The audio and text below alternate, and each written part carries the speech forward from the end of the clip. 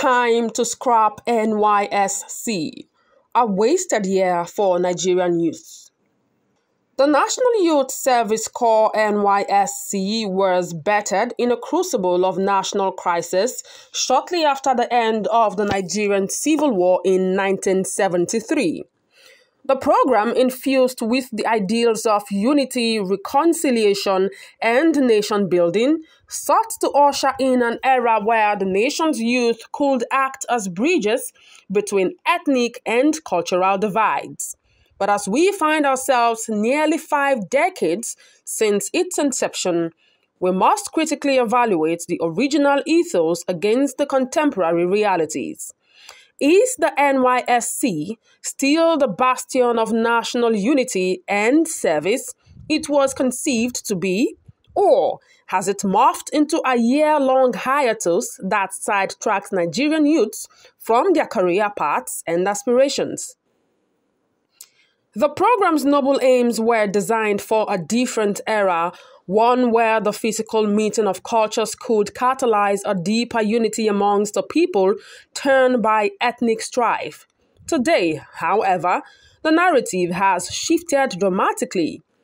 In a world where the concept of global citizenship has been thoroughly embraced, the idea that moving a graduate from one state to another would induce national unity seems not just outdated, but somewhat naive.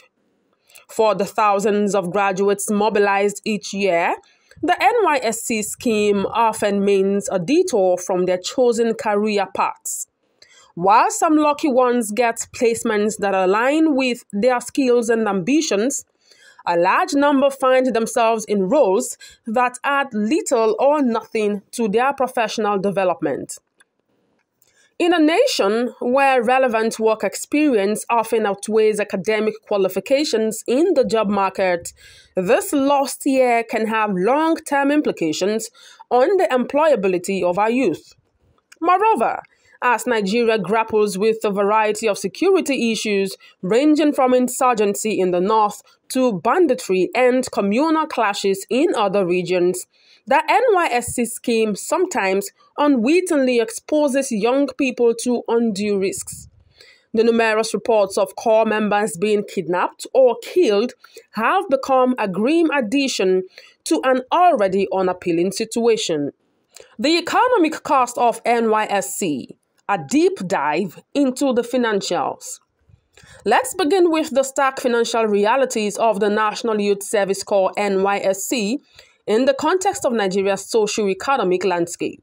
As a nation, grappling with the challenges of high unemployment, inflation, and public debt, one must ponder the financial sensibility of sustaining a program like the NYSC, whose annual budget has skyrocketed into billions of naira.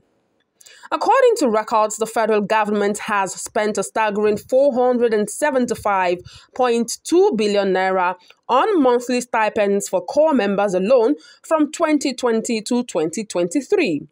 It is imperative to contextualize this figure against Nigeria's youth unemployment rate, which exceeds 40%. One then wonders, could this enormous sum be used more productively to tackle critical areas like job creation, skill development, and entrepreneurship? Further dissecting the numbers reveals more staggering facts. The scheme, which mobilized at least 300,000 corps members yearly in recent times, cost the government 396,000 naira per corps member annually. When calculated, it translates to an expenditure of 118.8 billion naira per year. If some analyst projections hold true, that the NYLC will consume nearly 3 trillion naira in the next 5 years, the financial implications for a struggling economy becomes even more alarming.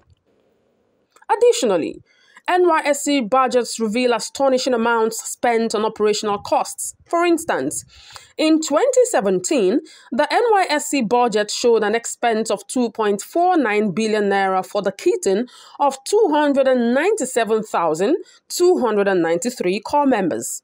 and 3.27 billion naira for meals during the 21-day orientation. These figures exclude the costs of camp maintenance, logistics, and the overhead for running the scheme. Clearly, the economic burden is significant and raises the question: could these resources be allocated in a way that directly contributes to the economic development of Nigeria? It's also worth noting that these figures do not even encapsulate the contributions from state governments. For example, Lagos State budgeted 300 million naira to support NYSC interns in 2020. This multiplicity of expenses from both federal and state levels further amplifies the economic weight of the scheme. We must also remember that these funds come from taxpayers, many of whom struggle with the high cost of living exacerbated by inflation and other economic headwinds. In the country, where the price of household items, food, and transport fares have escalated significantly, it is essential to interrogate whether the NYSC is a judicious use of limited public funds.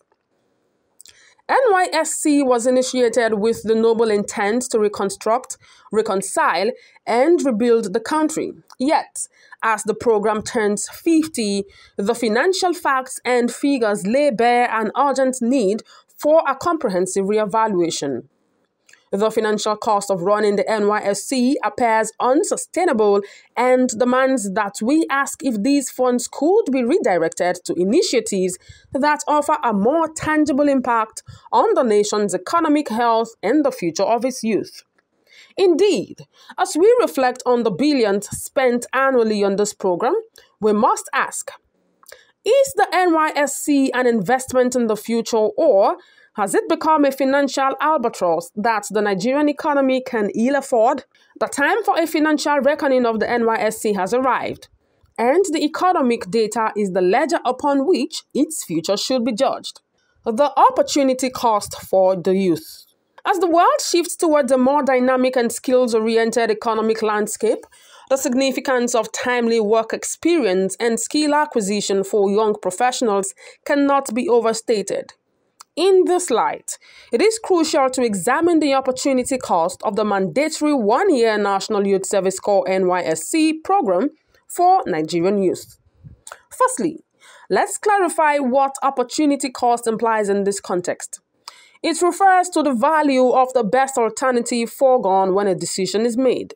For thousands of young Nigerians, fresh out of universities, the NYSC year translates to 12 months where they could have gained specialized work experience, enrolled in advanced courses, or even started their own ventures. Instead, they find themselves serving in often remote locations, engaged in activities scarcely related to their career ambitions.